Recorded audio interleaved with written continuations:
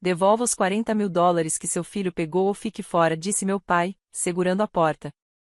Minha irmã acrescentou, minha filha ouviu perto do cofre. Todos concordaram. Eu apenas sorri, deixei os extratos bancários e o contrato de leasing do carro dela sobre a mesa. 5 minutos depois, o marido dela saiu, e eu comecei. Meu nome é Kevin Hartley. Tenho 34 anos e sou patologista no Instituto Médico Legal do Condado, a pessoa que aparece quando as perguntas acabam e só os fatos podem falar. Na minha família, eu sou o cara do fundo. Eu conserto as coisas. Seguro as portas. Digo que está tudo bem, mesmo quando não está. Se fossemos uma foto, minha irmã Alicia estaria em foco, sorrindo, e eu seria o borrão atrás dela, carregando os casacos. Tenho um filho de 13 anos, Eli. Ele é quieto como eu. Gosta de xadrez e de peças antigas de computador. O cabelo dele nunca obedece completamente. Nas manhãs de escola, dividimos um muffin amanhecido no carro, e ele me lembra de respirar quando meu celular começa a piscar. O divórcio me deu guarda compartilhada e uma lista permanente de coisas que devo lembrar: formulários, tênis, cartões de almoço, dias. O trabalho é clínico e exato. No necrotério, eu rótulo, meço, registro. Tudo tem uma cadeia de custódia. Gosto disso, de poder provar de onde algo veio, quem tocou, o que aconteceu depois. Lá, não há filhos dourados. Só causa e efeito. Em casa, os fatos escorregam. Alissa brilha. 2 anos mais velha, gerente de marketing, dentes perfeitos, SUV brilhante, opiniões reluzentes. Quando éramos crianças, mamãe emoldurava os prêmios de soletração dela e enfiava minhas medalhas da feira de ciências em uma gaveta com pilhas e fios velhos. Essa gaveta ainda existe. Papai chama de gaveta de tralhas. Eu aprendi a rir quando ele dizia isso, como se concordasse que as coisas pelas quais trabalhei eram descartáveis. Não sou amargo, ou pelo menos era o que eu dizia a mim mesmo. Trabalhei à noite, paguei dívidas que não eram minhas, fiz minha parte e as dela também. Ela me chamava de Kev quando queria alguma coisa, como se eu ainda tivesse 6 anos. E sempre funcionava. O jantar de domingo continuou sendo um ritual mesmo depois do meu divórcio. Mamãe fazia assado com cenouras, papai servia de árbitro com uma cerveja, e Alissa chegava atrasada e barulhenta. Eu aparecia com papel toalha, salada e a certeza de que sairia com alguma tarefa pendente. Naquele domingo, o ar parecia pesado enquanto eu subia a entrada da casa com Eli. O carvalho lançava sombras longas sobre a minivan. Meu estômago se contorceu sem motivo aparente. Eli me cutucou. Tudo bem, pai? Tudo sim, menti. Vamos só sorrir. Entramos. Mamãe mal levantou os olhos. Alicia estava na cozinha, braços cruzados, lábios apertados, postura de tribunal. O marido dela, Brad, pairava por perto como um segurança pessoal. A filha deles, Kendall, de 9 anos, balançava as pernas no banco, observando tudo como se fosse um episódio de TV. Papai não se sentou. Ficou de pé na entrada da sala, uma mão no batente, como um porteiro de boate. Devolva os $40.000 que seu filho pegou ou fique fora, repetiu, segurando a porta. Eli prendeu a respiração. Eu pisquei. As palavras pareciam vir de um rádio em outro cômodo. Alissa completou, minha filha ouviu perto do cofre. Todos concordamos. Olhei para Eli. Ele empalideceu. Na minha mente, procurei uma prancheta e não encontrei nenhuma. Nenhuma cadeia de custódia, só uma acusação jogada como um tijolo. Pai, disse devagar, que cofre? Mamãe limpava um ponto já limpo no balcão. Não torne isso mais difícil, Kevin.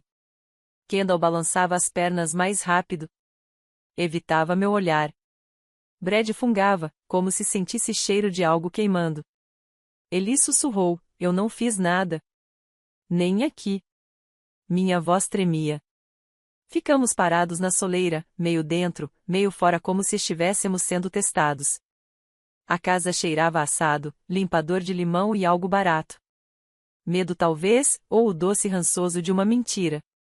Diz que vai devolver, Alicia insistiu, com aquela voz firme e alegre de quem fecha uma vela no vento. Aí a gente pode jantar. Eu não respondi. Mil pequenas lembranças subiram pela minha garganta, pesadas como areia. Da sala de estar, a voz da tia Marie ecoou. Ele sempre foi um tipo estranho. O primeiro gatilho não foi o valor em dólares. Foi aquela frase seca, casual, como se eu tivesse sido um problema por anos e todos só estivessem esperando o momento certo para dizer isso em voz alta. O cofre não era novo. Papai guardava um no closet do quarto, atrás das camisas de flanela, uma caixa preta com teclado e uma chave pro caso de emergência. Lá dentro ficavam passaportes, títulos, documentos da casa, o anel da mamãe quando ela usava muito creme e dizia que poderia escorregar. E dinheiro. Sempre dinheiro. Bancos falham, papai dizia. Dinheiro, não. Ele adorava contar a história da vez em que o banco segurou o cheque dele por 14 dias e falavam 14 como se o número tivesse insultado pessoalmente. Nunca mais. Então, ele começou a guardar envelopes no cofre. Escrevia datas neles. Mostrou o interior do cofre para Lisa como se fosse um museu. Nunca me mostrou. Eu aprendi a ficar no corredor e parecer que não estava olhando.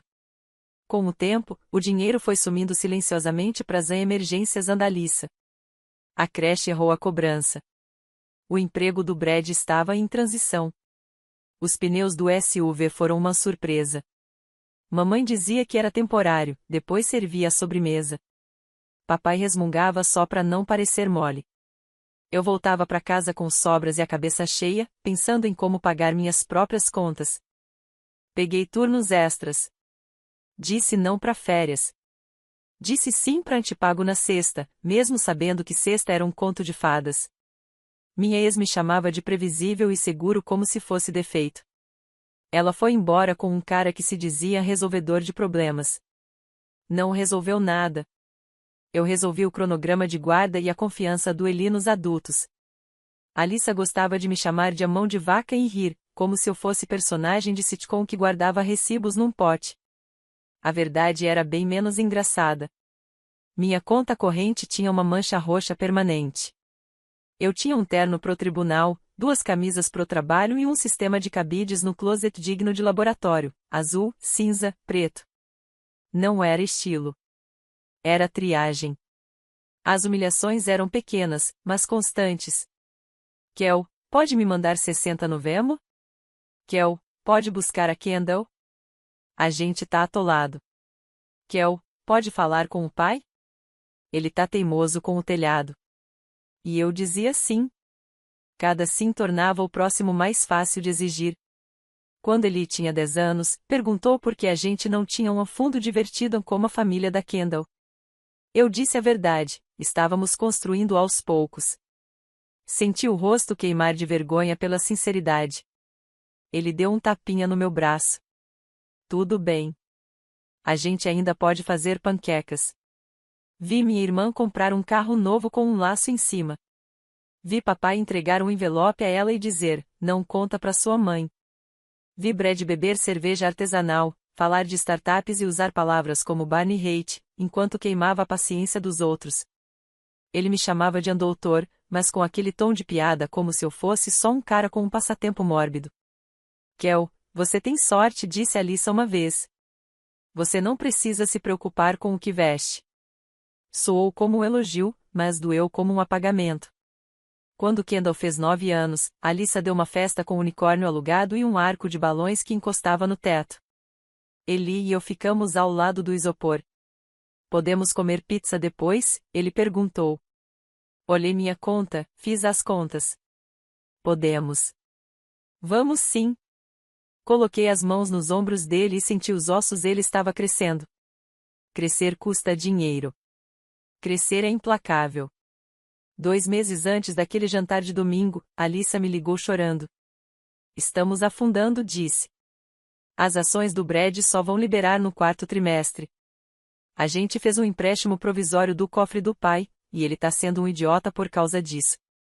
Pressionei o telefone entre o ombro e a bochecha enquanto raspava uma bandeja no necrotério. Existem ligações que não dá pra pausar. Você pode falar com ele? Você se dá bem com ele. Eu sou bom em não gritar, respondi. Não é a mesma coisa. Por favor, ela disse. Só acalma as coisas. Eu acerto com você depois. E eu acalmei. Sentei com o papai na varanda, ouvindo ele explicar que não foi assim que eu fui criado, que o pai dele o teria colocado para fora, que ele não ia criar um bando de mendigos. Eu concordei, lembrando que Alissa estava estressada. Ele bufou, depois amoleceu, e acabou procurando a chave do cofre como sempre fazia.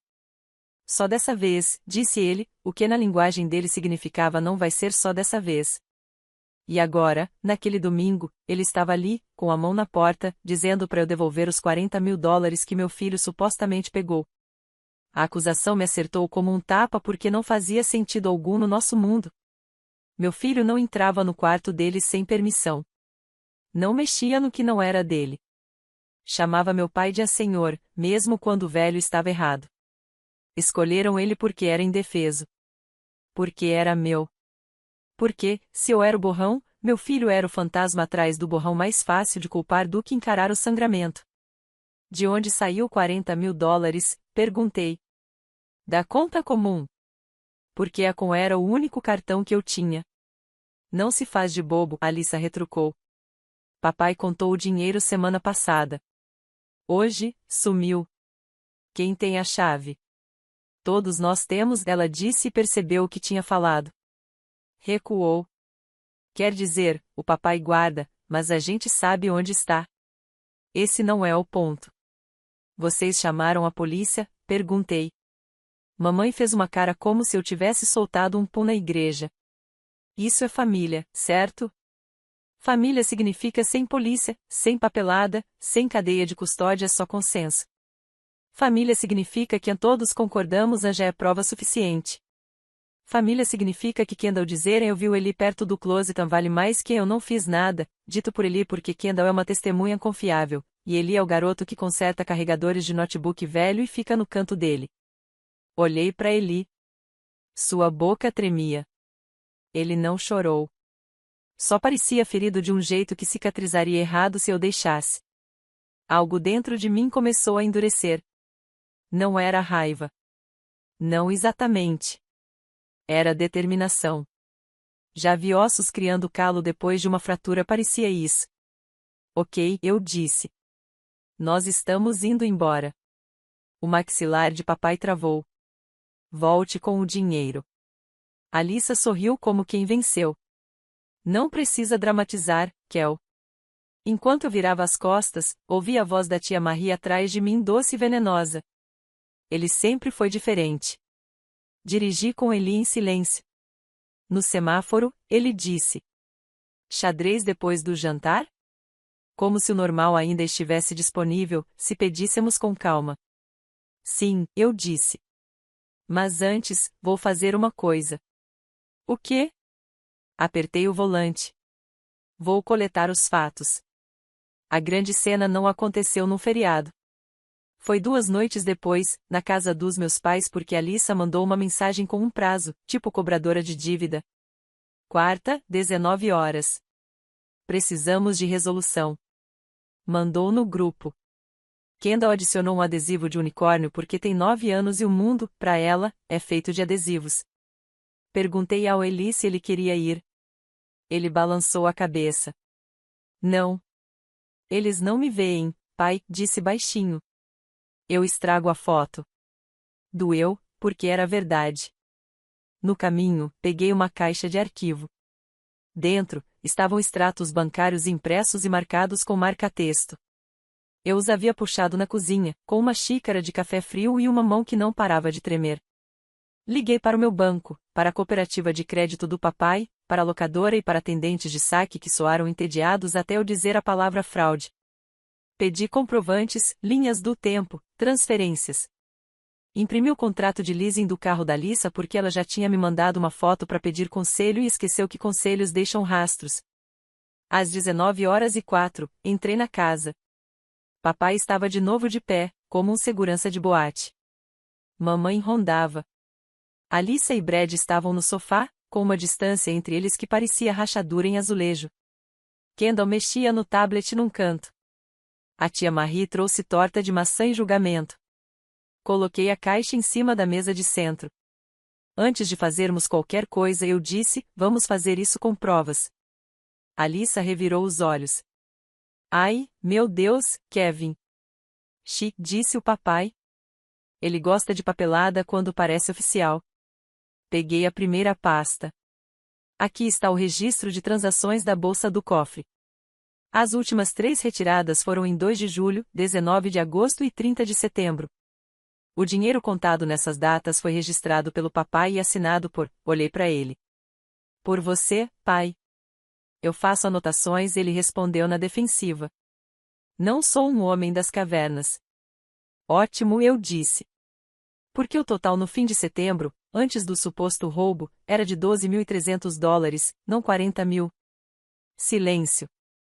Alyssa piscou primeiro. Papai deve ter contado errado. Não contei, ele retrucou, seco. Abri a segunda pasta. Contrato de leasing de um RX 350-2024, eu disse. Assinado por Alyssa e Brad em junho. Parcela mensal de $912. Entrada de 12 mil paga em dinheiro. Você me mandou isso pedindo conselho. Escreveu, é uma boa ideia? Eu respondi, não é da minha conta. Esse foi o meu erro. Brad se enrijeceu. O que isso tem a ver com a linha do tempo do dinheiro? Porque em 2 de julho eu disse, deslizando uma cópia da anotação do papai, Alyssa retirou 10 mil do cofre.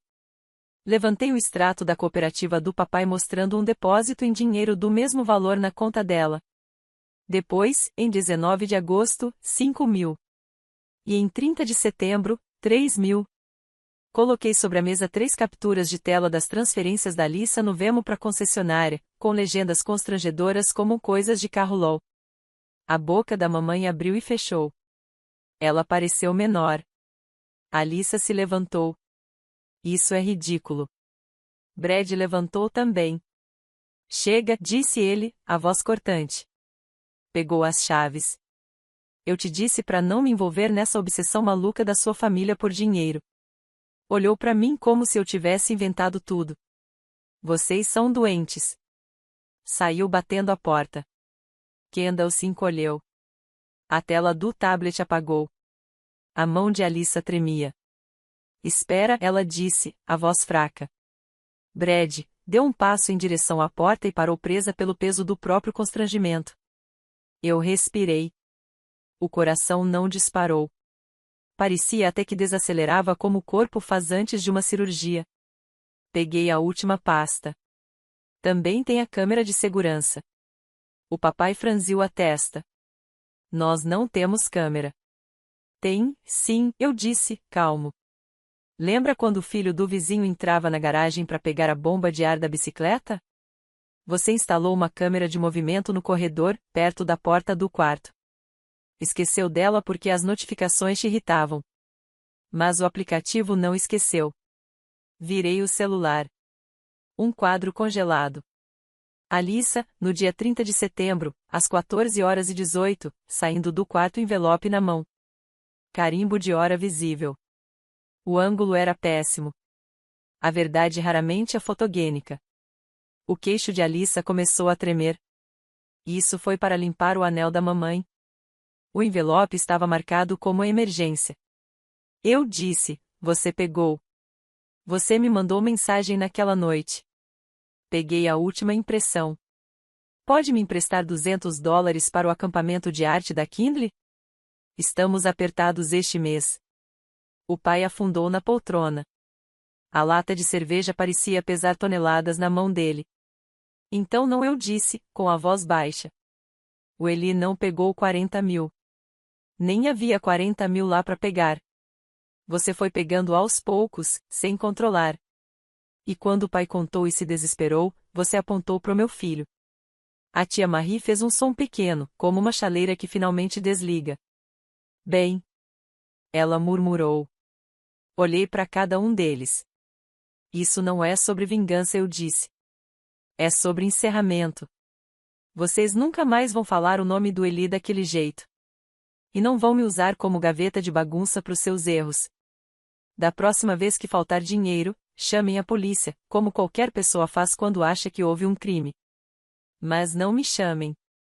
E não culpem meu filho. Alissa sussurrou, desculpa, mas soou como uma palavra que ela nunca tinha precisado usar de verdade. Balancei a cabeça. Não para mim. Para ele. Mamãe começou a chorar baixinho. Papai olhava para a câmera ainda acesa no meu celular como se ela o tivesse traído pessoalmente. Guardei as pastas de volta na caixa. Terminamos aqui, eu disse. Se quiserem falar comigo de novo, comecem pedindo desculpas ao Eli e redigindo um acordo sobre a custódia da chave do cofre e as assinaturas de controle. Se isso parece frio, lembrem quem tornou isso necessário. Ninguém me impediu. Ninguém me chamou. A única voz que me seguiu foi a de Alissa, pequena e trêmula, Brad. Chamou pelo corredor.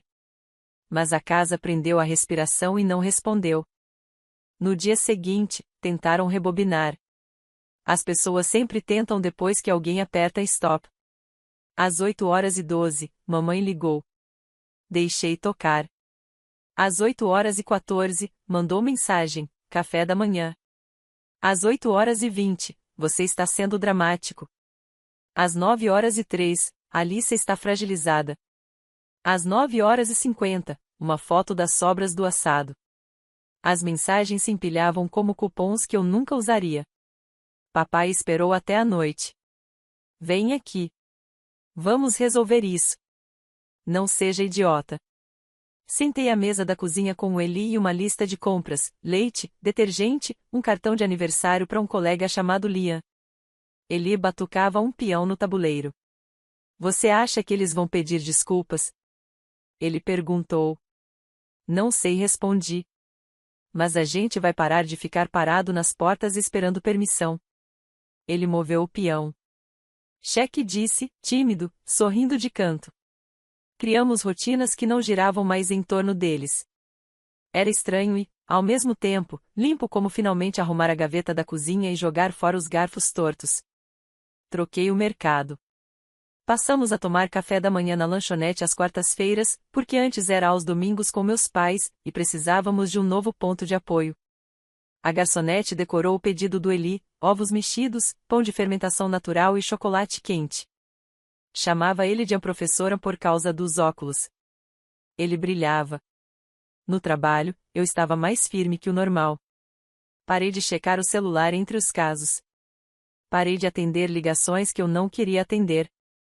Os colegas perceberam que eu não era mais o cara que cobre turnos sem perguntar nada. Parecia heresia. Parecia oxigênio. As mensagens da Alissa variavam entre pedido de desculpas e ataque como quem gira a torneira entre o quente e o frio sem achar o meio. Eu estava estressada. Você me pegou de surpresa. Família não lava roupa suja em público. Você me humilhou. Tá feliz agora? Podemos recomeçar? Ninguém é perfeito. Depois veio uma foto da Kindle com um trabalho torto e a legenda, ela sente sua falta. Fiquei olhando para aquela árvore de papel colada com cola demais e senti o velho puxão. A Kindle não fez isso. Foram os adultos que fizeram isso. Eu digitei e apaguei. Tentei de novo. Quando você pedir desculpas ao Eli, a gente pode conversar. Nenhuma resposta. Brad ficou em silêncio, o tipo de silêncio que faz barulho. Por um vizinho, soubemos que ele foi ficar na casa de um amigo. Alissa começou a postar stories com filtros sobre crescimento pessoal e nem todas as jornadas são feitas para serem entendidas. O SUV aparecia em 3 das postagens, brilhando como um troféu, com legenda sobre força de vontade. Rolei a tela, depois deixei o celular virado para baixo e lavei a louça à mão. O som da água me acalmava. Papai mandou uma última mensagem. Você passou dos limites. O casamento da sua irmã não é da sua conta. Fiquei olhando para a tela. Imaginei o batente da porta e a mão dele apoiada ali guardando a dignidade como um portão. Eu estava cansado. O nome do Eli é da minha conta. Digitei. Seu cofre é da sua. Mantenha assim. Passou uma semana. 2. As ligações diminuíram. Quando mamãe mandava mensagem, era prática. Aniversário da tia Jean é sábado. Como se nada tivesse acontecido. Nós não fomos. Eli e eu jogamos xadrez na varanda, ouvindo o vizinho cortar a grama. O sol deslizava pelo prédio como sempre estivesse ou não alguém aprovando a gente. Então, a batida na porta. Sábado, 4 da tarde. Abri. Alicia estava no tapete. Cabelo bagunçado, olhos vermelhos. Sem filtro, sem roteiro. Segurava uma sacola de mercado como se fosse um escudo. Oi, ela disse. Posso entrar? Ele olhou para mim do sofá. Assenti. Ele se levantou e foi pro quarto, fechando a porta com uma lealdade silenciosa. Alicia ficou na cozinha, apertando a sacola contra o peito. Eu trouxe muffins, disse, como se tivesse roubado a ideia de gentileza de um filme. Esperei. O silêncio sentou com a gente. Ela desabou primeiro. Eu estraguei tudo, disse, a voz falhando. Entrei em pânico por causa do dinheiro e usei a Kindle, e culpei o Eli porque eu sabia que você resolveria. E eu me odeio por isso. Engoliu seco. O Brad foi embora. Disse que eu transformo tudo em culpa de outra pessoa. Disse que eu nunca aprendi a carregar meu próprio peso. Disse que eu sou cruel. Achei que ele estava sendo dramático. Agora acho que ele pode estar certo. Eu deixei o silêncio durar. Não abracei.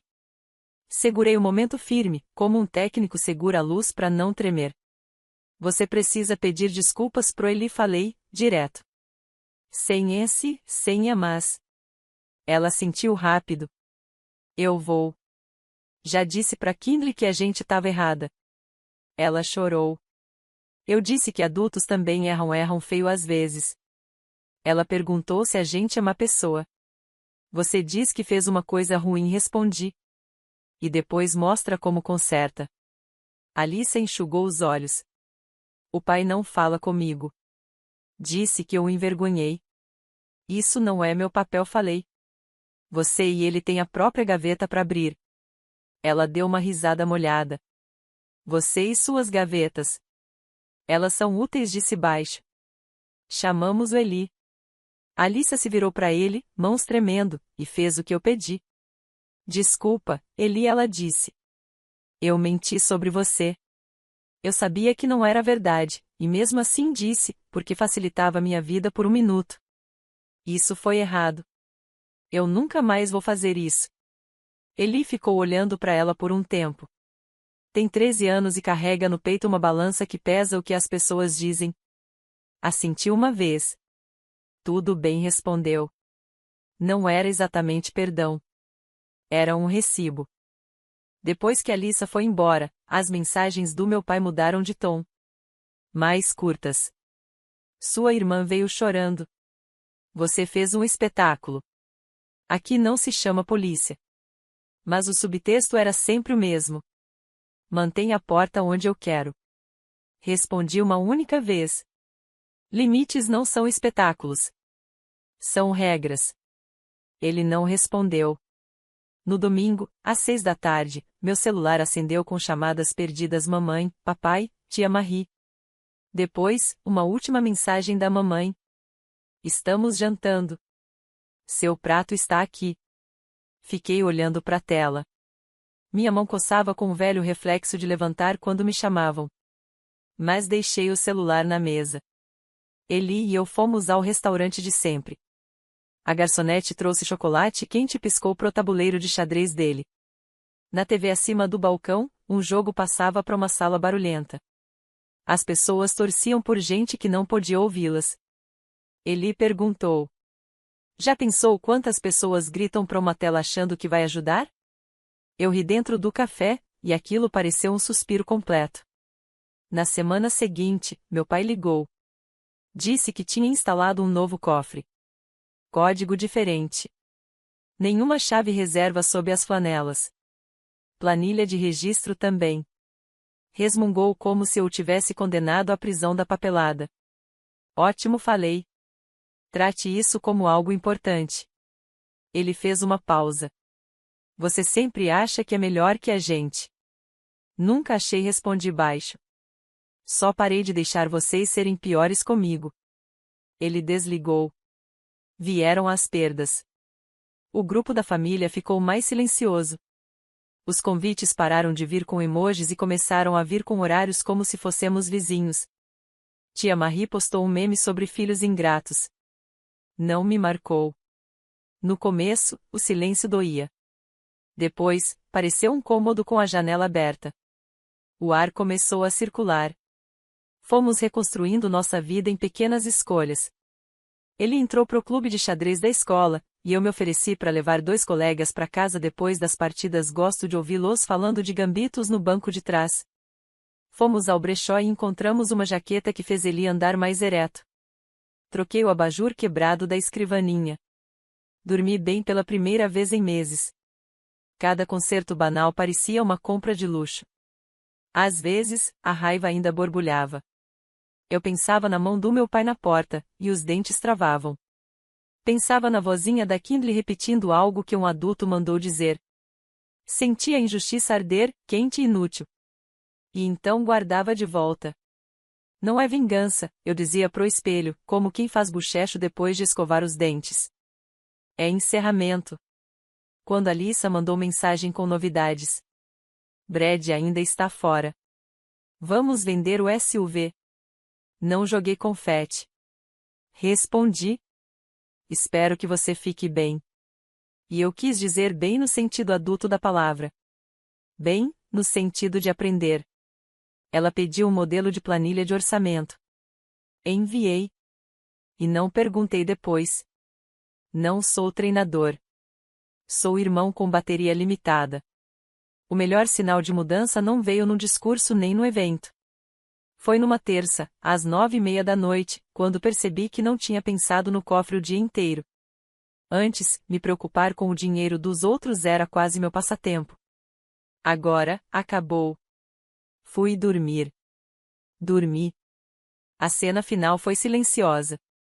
Uma quinta-feira de setembro, um mês depois de tudo ter desmoronado. Mamãe pediu para me encontrar no restaurante. Sem grupo no WhatsApp. Ela chegou de suéter velho, as mãos enlaçadas na caneca. Sinto sua falta, disse. Sinto falta do Eli. Sinto falta de não ter medo perto de você. Assustada? Perguntei. Assustada de que você vá segurar um espelho. Assustada de que você não vá facilitar. Eu não vou mais facilitar, eu disse. Vou ser honesto. Ela assentiu. A gente fez de você o problema porque você não gritava. Deu uma batidinha na xícara. Seu pai acha que a folha de registro é uma idiotice. Ainda assim ele usa. Ótimo. Coisas idiotas funcionam. Ele não vai pedir desculpas. Eu percebi. Eu vou. Ela sussurrou. Desculpa. Obrigado. Diga isso pro Eli. Não pra mim. Pra ele. Eu vou. Ela deu um pequeno sorriso dolorido. Você sempre foi diferente. Dessa vez, isso não doeu. Depois que ela foi embora, Eli deslizou para o banco da cabine. Ele estava observando as panquecas no balcão. Foi tudo bem? Perguntou. Foi. A gente não precisa de tudo. Só do suficiente. Ele assentiu. A gente ainda joga aos domingos? Sim, mas vamos escolher nosso próprio horário. Eu não tô fazendo isso por vingança. Sem dança da vitória. Só uma linha. Eu não vou recuar. Ninguém aponta pro meu filho para facilitar a vida. Se algo sumir, use a folha de registro. Se palavras forem ditas, assuma. Ser diferente nos manteve visíveis. Meu nome é Kevin. Eu corto o ruído para viver. Agora eu faço isso quando é preciso, em casa. A moral é simples, eu não pago por mentiras nem abaixo o nível para manter a paz. Isso não é vingança. É encerramento. É uma porta que mantenho aberta para mim e pro meu filho. Se quiser entrar, o preço é simples, diga a verdade. Respeite o limite. Traga seus comprovantes.